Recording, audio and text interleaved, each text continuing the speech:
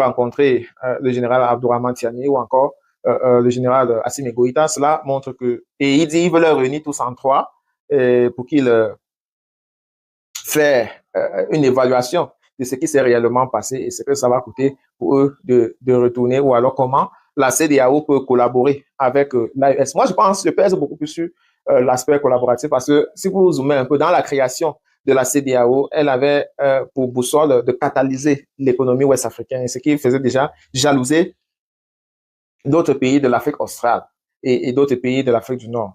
Donc, il faudrait encore ce flux-là, parce que les trois pays de l'AES ensemble, ça environ 75 millions d'habitants.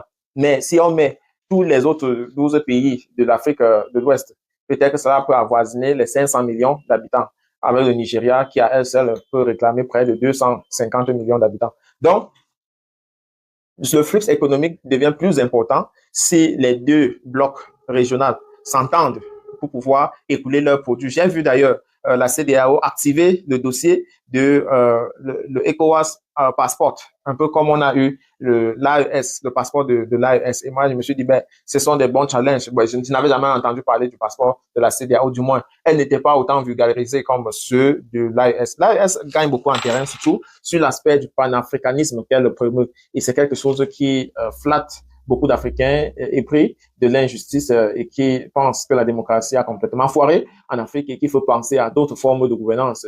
On croit de mieux que de s'adhérer à ce que nos pères fondateurs. La question de savoir ce qu'ils pensent d'un retour à l'ordre constitutionnel, lui, il répond en disant qu'il y a trop de l'insécurité dans le Sahel et qu'il faudrait se concentrer à éradiquer cette manœuvre-là avant de penser à un retour à l'ordre constitutionnel.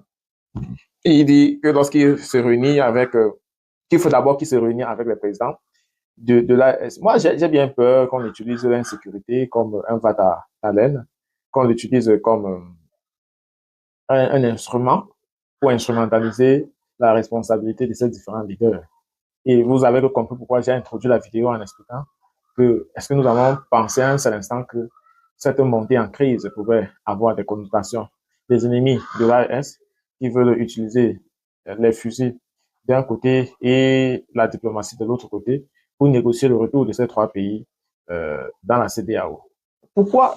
C'est-à-dire, le commun de monter va toujours se questionner de savoir quelle est l'importance de ces trois pays de rentrer dans l'AES, dans la CEDEAO, lorsque la CEDEAO n'a pas fondamentalement changé. Voilà l'ex-président ivoirien, Laurent Gbagbo, qui a récemment fait appel à l'ONU, l'Union européenne et d'autres organismes de l'Occident pour leur demander de contraindre